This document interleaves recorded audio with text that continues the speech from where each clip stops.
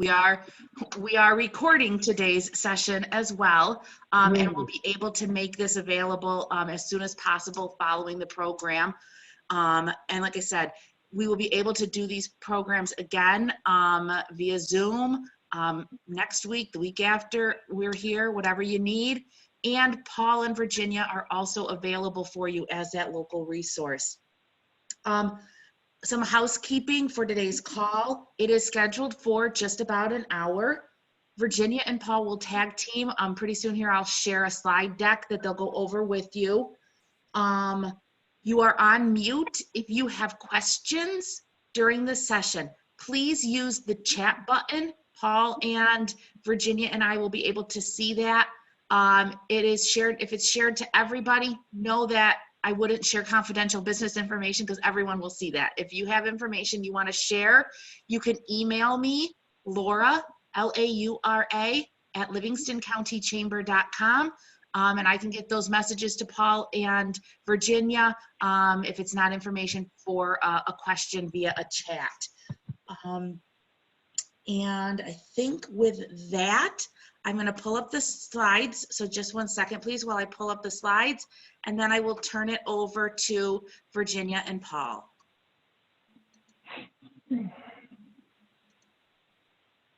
So if you're on the screen, or if you're on the call via a computer, you should be able to see the SBA first slide for the U.S. Small Business Administration. And Virginia, the floor is yours. Great. Thanks, Laura. So I want to again thank Laura and Paul, and we also have Frank Reynolds from SCORE on the phone. We really are, and we keep saying this, but it's only going to get even more interesting, unprecedented, and times that we just want to reach out as much as we can to the small business community, get this information out, and it's going to continue to evolve. Every day, the federal government is coming out with more information. The state governments are coming out with more information. So please utilize your local resources when it comes to anything involving your business. And you know, we're here to help you from the Chamber to the resource partners to SBA. So what we want to talk about directly today is SBA has been authorized to provide economic injury disaster loans related to economic disruptions for the coronavirus or COVID-19. Laura, the next slide, please. Essentially, it took a little bit of doing, but New York, the entire state of New York is now considered an economic disaster area for these loans. You will actually, when you apply for the loan itself in the system, you will choose your county. And whatever county you're in, whether you're applying from Livingston or Wyoming or Monroe, what have you, the entire state of New York is now eligible for these loans. Laura, next slide, please. So we do have very specifics in terms of what businesses are eligible to apply. And it really comes down to you have to be small. And small is less than 500 people for manufacturing. And if you're a service-based business, it's based on your last 3 years of revenue, average revenues. I have yet to run into a business who considers themselves small and is not, so more than likely you are a small business. We can also provide these loans to small agricultural cooperatives, small aquaculture businesses, and most private nonprofit organizations. So this last bullet is very different than the standard SBA program. I just want this to be clear for everybody in case you are one of these or you know someone who is. Private nonprofit organizations are eligible for these loans. Businesses have to have been directly affected by the disaster. So businesses that offer services directly related to businesses in the declaration are also possible. So for example, a manufacturer of widgets, if whoever you're buying or whoever you're selling your widget to was impacted and had to shut down, that qualifies as well. Laura, next slide, please. There are some basic criteria for the loan. So first, are you eligible? Number one, we know we are eligible based on geography. Then are you a small business? Yeah. And have you been impacted by this disaster? Yeah. So what is the criteria for approval? We will pull a credit report. SBA will pull a credit report. So there is a credit history that matters. We want to make sure that you can repay the loan. So what that means is what we're going to look at. This is important for everybody to understand. The disaster for COVID-19 was actually declared on January 31st of this year.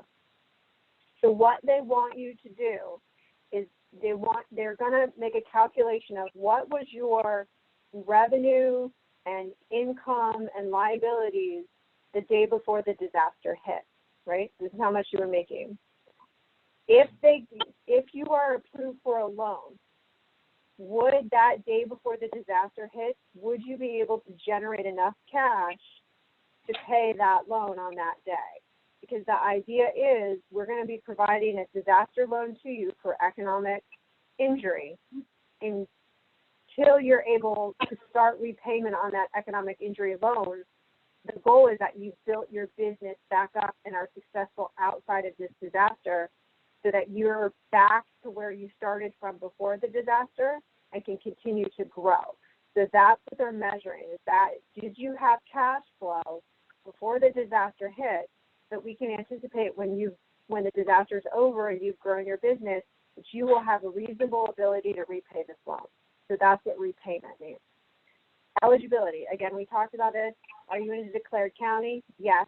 Have you suffered working capital losses due to the disaster? Yes. And it wasn't because of a downturn in the economy or some other supplier issue. Next page, Laura, please. All right. How much can you borrow? Eligible entities can qualify for loans up to $2 million. Now, you may say, I don't need $2 million right now, but we're going to be projecting out over the course of this disaster how much economic impact and injury you might have. Let's say that you still come 3 or 4 months from now, realize that you didn't actually ask for as much funding as you need.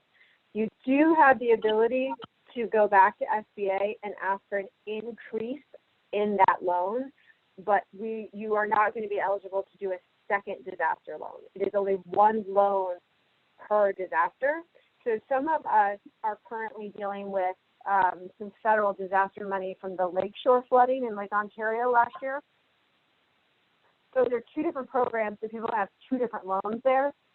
But for COVID-19, you may only have one loan.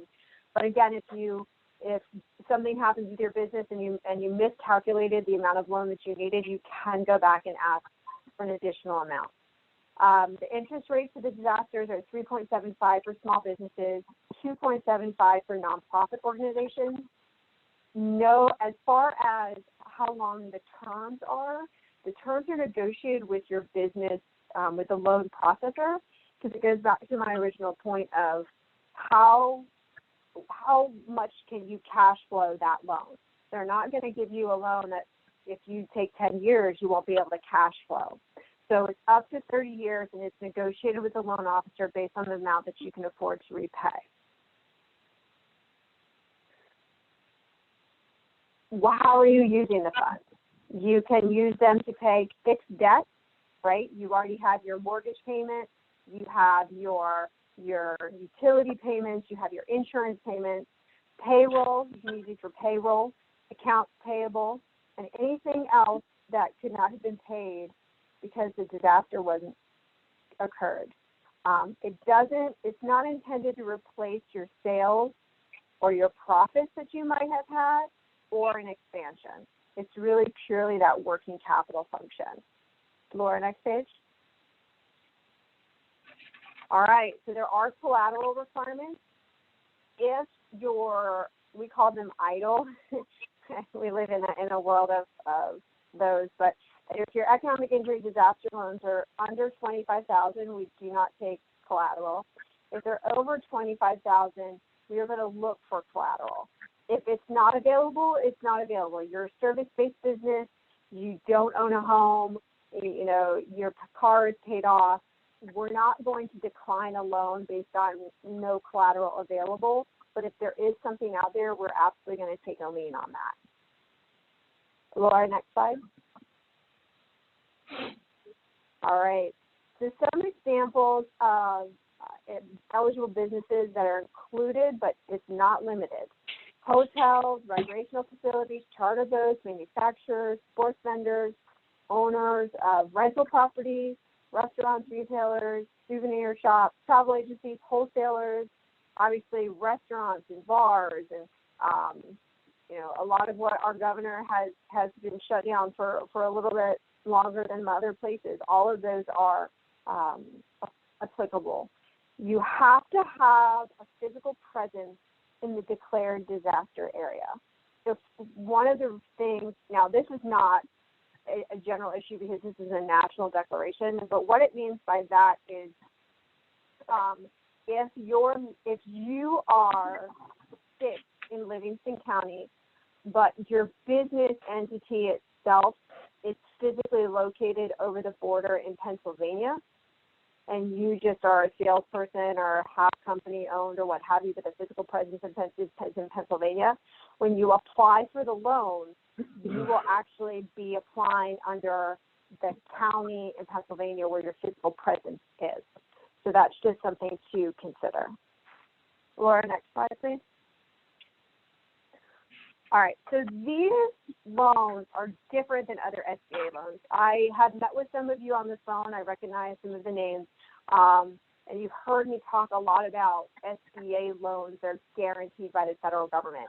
Those typical loans come from our banks, and you work directly with the bank to obtain the loan, and they ask for an SBA guarantee. But at the end of the day, your relationship is with your local lender. Economic injury disaster loans are directly with SBA. The funds come directly from the U.S. government out of the U.S. Treasury. You do not go to a bank to apply. It's all on our disaster website. So we're going to go and show you some screenshots through that, but everything comes through the SBA, not your local lender. There is no cost to apply at all. You also do not have to take the loan if you don't want it. So you say that you are approved for a loan and you're just not thinking that you're comfortable taking that loan. We will give you 6 months to change your mind. But you do not have to take it if you don't want to. And again, unsecured is $25,000. You can already have an SBA disaster loan. Again, I was talking about the flooding up in Lake Ontario. We actually have a few people who got loans when we had the Penn Yan flooding a few years ago. Those you can still apply for an SBA disaster loan under COVID-19, even if you have those other ones. Laura, next slide, please. Hey, Paul, this is slide 9. Would you like to jump in? Yeah, sure. Thank you, Virginia. Good afternoon, everybody. I'd like to share some insight as a practitioner of these loans because they are a portal-based system where you apply online.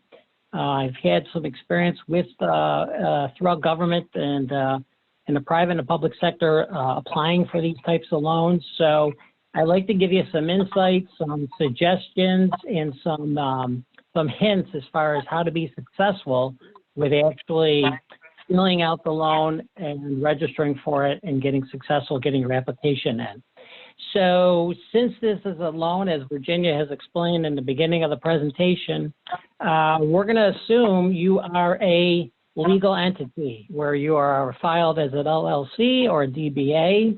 You have certified financials, you have a balance sheet, you have a P&L, you have filed a tax return, a business tax return, and you do have a record of cash flow and sales that's documented in your company. So those are the things that are going to be assumed as you're applying for this loan.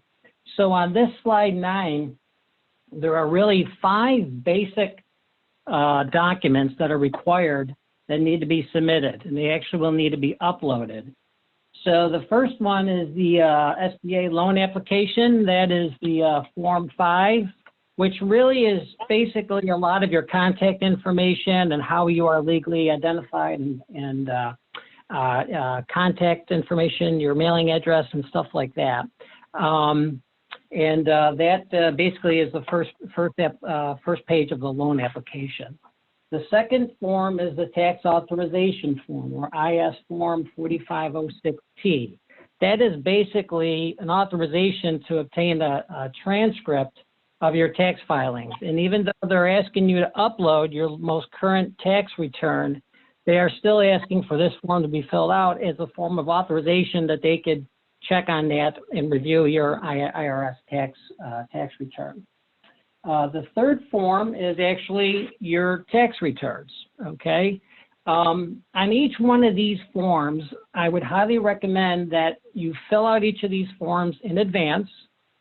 You save each form as a PDF document, and then you name that PDF document with your business name, and then identify the form number it is as well. And then you create a file in your computer that you have these forms completed and already in a PDF format. Because when you go into the application phase in a portal, it's going to ask you to upload all these. The fourth one is the schedule of liabilities. That's a form SBA 2202. It's basically identifying what notes you may have, what mortgages you may have, your accounts payable, any form of liability that your business has articulated during this emergency. The fifth form is the personal financial statement, or SBA form 413. If those businesses that have ever gone to a bank, you usually see these forms, a personal financial statement. Same form is utilized here, which actually shows your assets, your liabilities, your notes payable to the bank, any stocks, real estate owed, and et cetera. So those are the 5 basic forms that you're going to need to fill out. Keep a file of that as a PDF file. Name that file appropriately, and then have that available before you start your application, because that'll have the application go a lot more smoother. Laura, next slide. There may be some additional filing requirements. Not everyone's going to be faced with this, but if you have a partner, if you have a managing member, if you have a principal that has a lot of ownership and equity in the business, their tax returns may be required. Hopefully, if you have not gotten to your 2019 tax return, you can submit your current financial statements or your end of year financial statements. That's the P&L and the balance sheet. And Laura, or Virginia, even if they had a 2018 tax return, I think that would be probably beneficial as well too, if they don't have their 2019 available. Would you? I would recommend adding that. Yes. Okay. Yes. And then there's the last bullet. What's important, as Virginia mentioned, the filing requirement, the SBA form 1368. That is a record of your monthly sales. Some of you may have this in an Excel spreadsheet. Some of you may have this in an internal CRM system. Some of you may have this on a QuickBooks account record. But it's a document. It's a document that you would need to submit, and you could utilize that form, SBA form 1368, to show your sales. Usually monthly sales is what they want to look at, and they're really trying to get some confidence that you're going to be able to eventually pay off this loan here. So, Laura, next slide, please. I think I'm going to take this one. So we do have some types of businesses that are ineligible. And I actually have to get back with my colleagues at USDA. But agricultural enterprises, if the primary activity is defined in the Small Business Act as an agricultural enterprise, it's not eligible for EIDL assistance. Religious organizations are not. Charitable organizations are not.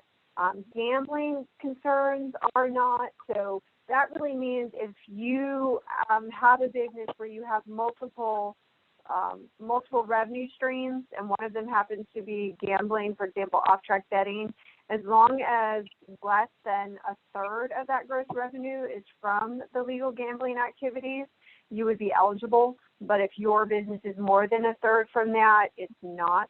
And that's different than casinos and racetracks. They are not eligible under this particular program. Laura, next slide. So again, this is a wholly electronic process. We are here with boots on the ground, sort of help guide you through the process. But at the end of the day, you're putting everything in electronically. Everything will go through our electronic website. The easiest thing to do is sba.gov/disaster. But we also have the website here. If you want to send paper documents, you are welcome to. I will be very clear that will, without a doubt, slow down your process. But we do give you a address here to send them to. We also have a customer service center, which is based out of Buffalo, out of for the whole United States, and that is their phone number. They also have a line for anyone who's deaf and hard of hearing. And for any of you who might have relatives, or you yourself, or might have relatives elsewhere that speak a language other than English, including Spanish, many of the Asian dialects, anything that you might need, we do have customer service representatives who are multilingual. So what will happen is you will apply through the disaster portal, and your application will go in as pending. When it is received by a loan processor, it will revert to in progress, and that loan processor will start to have a dialogue with you, either via email or via phone. Laura, next slide, please. Now, one of the things people keep asking me in particular is, when should I apply? When should I apply? You know, I don't know how long this disaster is going to impact my business. And that's really why it's so important to provide those monthly sales figures before the disaster happens to project out. So as soon as you can, we recommend submitting that application. Make sure before you do, as Paul was talking about earlier, that you have all the information ready to go, because you don't want to go in there and in all honesty, we have an entire country applying for these loans. So your patience with the website will be needed. So the more that you can prepare beforehand, the better off you're going to be. Because the biggest reason for delays in processing is going to be missing information. You can, again, if more funds are needed once you've been funded, you can ask for an increase, because you projected out to July, but all of a sudden it's June 30th and you realize I really should have projected out till September, right? You can absolutely come back. If a loan is denied, because that can happen, if a loan is denied, you will actually be given up to 6 months to provide new information or submit a written request for reconsideration. Okay, Laura, can you change the slide? And Paul, we're on 14 with the filing requirements, and this will be for you. Yep, it's right in front. Laura, go ahead and scroll down the next one. That is the other, there's one more form. If you're a sole proprietorship, they use a Form 5C, okay? So, again, this is a recap. Laura, you can keep scrolling down. This is a recap of the 5 basic forms you're going to need to upload, with the exception of if you're a sole proprietor, use Form 5C. So you can go to the next slide. So as Virginia indicated, I did go to this website, disasterloansba.gov/ELA, and there is a hesitation there because there are people applying to it. But when you go online, this is the first screen you will see. And this is where you start your process, and that's where you go ahead and start to apply online. Next slide, please. So you need to first register. Again, this is a portal-based loan application. And a lot of times, majority times, portal-based, you could start this loan process. If you're not sure of the answers or if you're not sure of what you need to fill out, you could actually save your data. But it all starts with a registration. And you start with clicking on that first registration key. And I would write down, as you register, write down your username and write down your password. I can't tell you how many usernames and passwords I have already in my life, and this is just one more you're going to need to retain to log on to this system as you keep navigating. Next slide, please, Laura. So the registration is sort of familiar with the first page of the application. You're going to put in all of your contact information. Pay very close attention to the ones that have an asterisk by it. Those must be filled out. If you don't fill out a line item that has an asterisk by it, usually it'll warn you about it in a red highlighted note. You've probably seen them before in other online transactions, but you must fill out all the required fields in this registration. Paul, can I interrupt you? Yeah. Yes, sir. We Yes, actually ma'am. have a we have a question. Are payroll and rent eligible for a grant? Payroll and rent. So I'm going to give my answer, Paul, and let me know what you think. So first off, these are not grants. These are loans. Be clear that you are repaying them back. These are not grants at all. Payroll and rent are working capital expenditures, so they would be eligible. Paul, is that your understanding as well? Yes. Yeah, that's a fixed cost. Yep. Okay. But yeah, as you indicated, we'll get this question by folks that are not on this call. This is not a grant. It is a loan. It's attractive because you don't need to work with a bank. It goes directly to the SBA. There's 5 easy documents to upload, and it's a fairly attractive amortization schedule that can be negotiated or can be looked at and reviewed when you submit your application, and the terms are very reasonable. So that's what makes it fairly attractive here. So can I continue, Virginia? Yes, please. There's no other questions on the chat. Oh. Yeah, go ahead. Okay. So there's some, on page 2 of the registration, they're going to ask you security questions, like a lot of online portals use. I would write down those security questions because, again, I think I've got several different accounts, and I've got security questions that are scattered all over, and you have to go back to them, and you got to try to remember, what did I ask myself, and then write down the answer as well, or else it's gonna kick you out of the system. After you register, Virginia, I don't know if you know right away, but you probably will get an application number. I would assume the SBA through this portal gives you an application number. Yes. They Okay, do. and And then one other question, Paul, we just came up to give you your application number right away, is eligibility. You have to have been in business for 1 year, correct? correct. Yeah, 1 you got year to. from the date of revenue generation, because that's what this is covering, is loss or Correct. economic injury. So it's 1 year Correct. from the date of revenue, not necessarily 1 Yeah. year from the day you file the DBI. Correct. Yeah, I would not look at this loan as a startup type of loan. This is something that is for existing businesses. Okay. That's how I would encapsulate it. Okay. Now, they may or may not also, when you get your application number, you may be assigned a login token. I'm not sure if SBA is using that function either. That's something I think as we take Not some of my these applicants through it. understanding. Okay. All right, once we get an applicant go through it, we'll see if there's a login token. But some of these use login tokens, and you need to retain that because that gives you the security clearance to go into your own application. So it's just for your benefit for security. Next slide, please.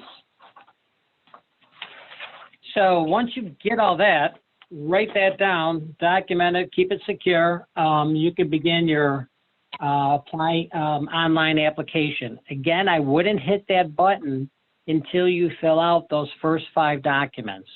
and you have them PDF'd, named correctly, and filed under another folder, because it just makes the application process much more expedient, much more smoother. And then there's a choice you have. We'd click the business and nonprofit. Was there a question coming in? No?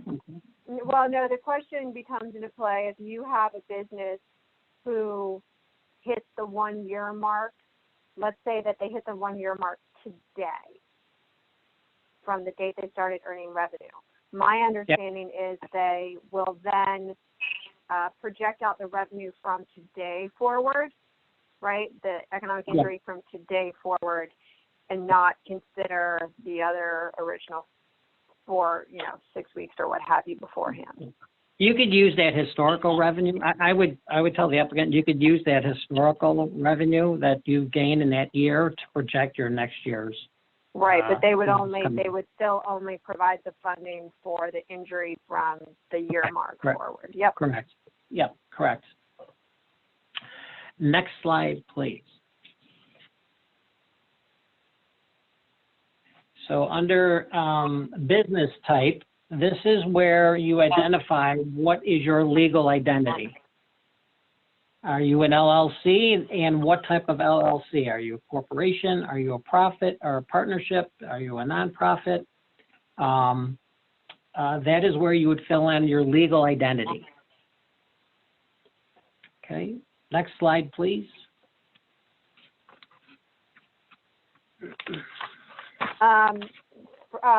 Paul, we also had a question about, does it make a difference if your employees are part-time, full-time, contract employees? It does not. If they're on the payroll, they're on the payroll. Correct, yep. Yeah, it makes no regard if they're full-time or part-time, yep, right. Slide 20, this is where they're just capturing the state and the county information. I think as Virginia indicated, the entire New York State, I think the entire nation has been designated, but they're still trying to collect the data as far as what state and what county you're involved in. And then you select the disaster declaration as noted there. And again, it's all drop-down menus on that, so that's for really self. I did have a business call me today and say they couldn't find their county on the system. I advised them to shut out and go back in, and they were able to find it. Yeah, definitely. Reboot it. So that takes us to slide 21. Virginia, you want to close on that? Sure, thank you. So one of the things we want to make sure is if you are looking through these documents and saying, oh my gosh, I really need assistance, who's here to help me? Whether it's reconstructing your financial records, preparing your statements, figuring out how to submit the application. We've got the Small Business Development Center here that Paul is from Geneseo, and not only are they at Doty Hall in Geneseo, but they're also have the ability to work remotely as well. We have women's business centers. We actually have a veteran business outreach center that covers all of New York. We have our local chambers of commerce, and we also have for Rochester. So Laura, if you can go to the next slide. These are not a finite list, obviously, of all our local assistants, but thank you again for attending. This is a chamber webinar, and we really appreciate their partnership. There's the chamber's contact information. There's Paul's contact information, the SBDC. Frank Reynolds is also on the phone. He is a SCORE volunteer who works closely with the Chamber of Commerce here, who can assist as well. On the side, we also have the SBA Disaster Office, and this is my personal information as well. I cover Livingston County as well as the majority of the Rochester metro area. I will say that we are really trying to work in tandem together through partnerships and to get you the information that you need. The loan processors are sitting in Texas. They are working day in and day out. This is all that they're doing. It's our job to get you the information to get you to them as quickly as possible. I've got another question on the chat. If the business has new revenue streams this year, but doesn't have records or history of that stream last year. So, Paul, what is your instinct on that one? I would try to document what you think what you thought your previous year's sales were. And I think if you submit that to the SBA, they're going to look at your business. They're going to look at the industry you're in. They're going to look at your resume, your background. They're going to look at your personal financial statement, and they're going to be able to equate, your business versus what sales you forecasted and what sales you historically identified, and give it a shot and submit it and see if that works or not. If anything, they'll come back with questions. We could address it, and we can try reapply. So I would not dissuade anybody from not moving forward. But again, this is a good lesson learned as you go into business and for the future. You're going to need to document this and keep good certified records to get your financials in place properly. Right. In addition, when we're talking fixed costs, obviously utilities may not be fixed depending on how you pay them, but they would be part of your cash flow, so could be eligible to include in this loan as well. Yeah. So, Laura, we've been taking messages on the chat function. I don't know if you want to, Paul, do you have anything else? I guess my bottom line is please consider applying for this loan. Please look at the paperwork before you get into the system, and utilize your partners. Another question that we got on the chat function is, when will you be required to start repayment of the loan?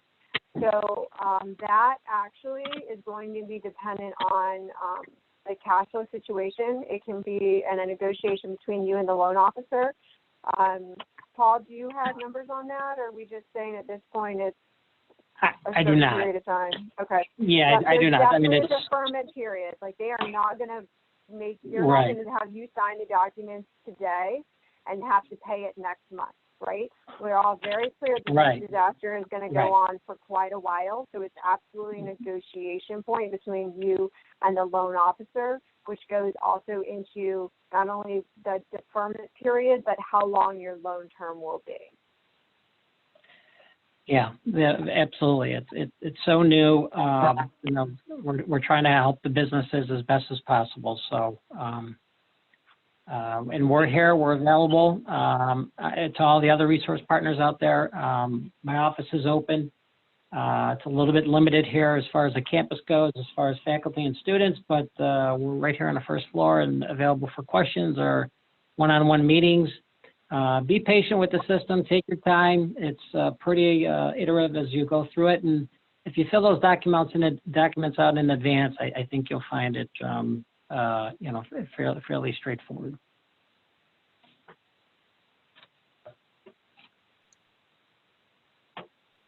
Feel free, again, if you have other questions on the chat, to keep popping them in there.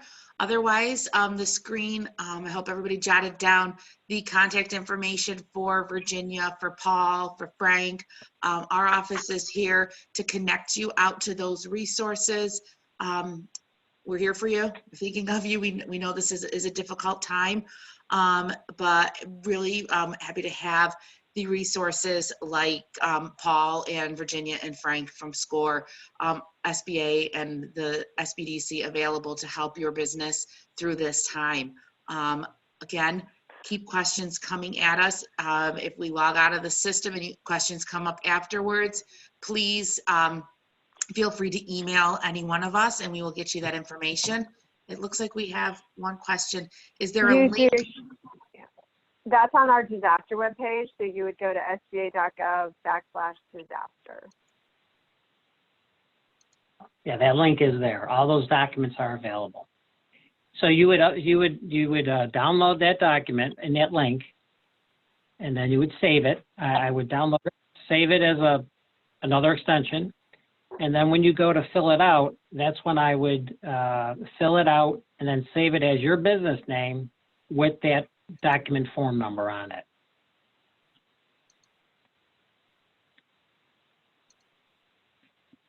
Laura, there was another question for you about, can you turn this into a PDF? I will, Virginia, you and I can chat. I have Yeah.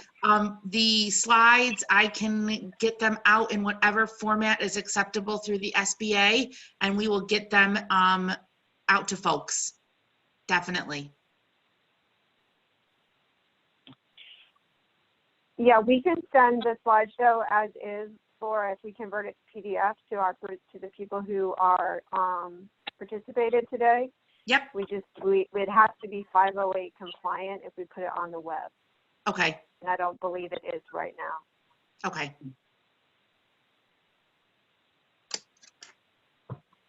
Any other questions at this time? If not, know that we are always here for you. We are an email or a phone call away. Your chamber staff is still fully functional, albeit remotely. You call into our office and you can be forwarded right to the staff person that you typically work with, and it'll forward right to their cell phones. Normal business hours are being operated. I do see somebody wrote, what should be the first step after today's meeting? Virginia or Paul, what would your recommendation be? I would recommend, and Paul, let me know what you think differently, to go to the website and download the forms to start taking a look at what information you need and putting together the figures before actually going to the application and starting to apply. Yes, I concur. Okay. There's 5 forms, just, you can do it. It's And if you no can't, one, hey, call you us can do and it. we'll figure it out. Yeah. Don't be hesitant. I'm already getting calls. I tried this. We'll navigate it. It's a tedious process at times, but it'll be easy to do. We'll get you through it. Okay. All right. Thank you, Laura. We appreciate you. Thank you. Thank you, Paul and Virginia and everyone else for being on the call. We'll be in touch. Thank you all. Thank you. Thank you very Bye-bye. much. Good luck.